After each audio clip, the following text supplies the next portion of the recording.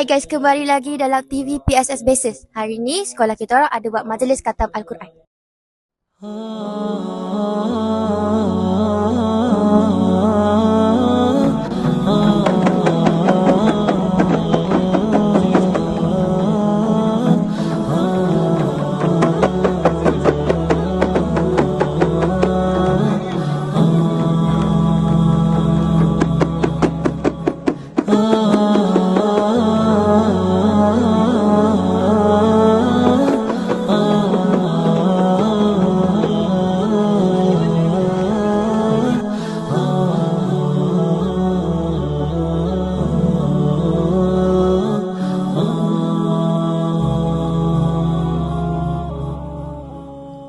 جمال الوجود بذكر الإله وتصفو الحياة بنور هدى جمال الوجود بذكر الإله وتصفو الحياة بنور هدى وتطلب نفس له طاعة ويبلغ سعد إلى منتهى فؤاد شغوف إلى ربه أحب رضاه أحب لقاه يظل يجيء إلى ربوة قرار ويسمو وذا مرتغى فلا لهو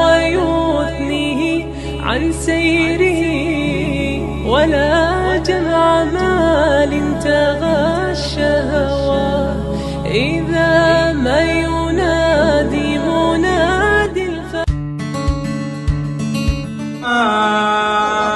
إلا الله يحوث خطاه. Hai, kembali lagi bersama Sofi. Hari ni Sofi nak interview Haziq. Okey Haziq, macam mana Haziq mula ada motivasi untuk nak menghatamkan Al-Quran dalam bulan Ramadan ni? Motivasi kan. Saya sebenarnya banyak dengar ceramah kalau macam dekat TikTok kan ada biografi tentang fadilat tentang khatam Quran di bulan Ramadan. Contohnya macam boleh dapat naungan di akhirat nanti dan boleh bawa keluarga dalam syurga. Jadi saya semacam ingin khatam Quran di bulan Ramadan dan lebih banyak pahala. Terima kasih Haziq. Okay guys, sekarang kita dengan Syabil daripada kelas 3A. Okay Syabil, apa perasaan kau bila kawan kau dapat khatam 30 juzuk Al-Quran? Rasa bangga sebab dapat kawan macam ni.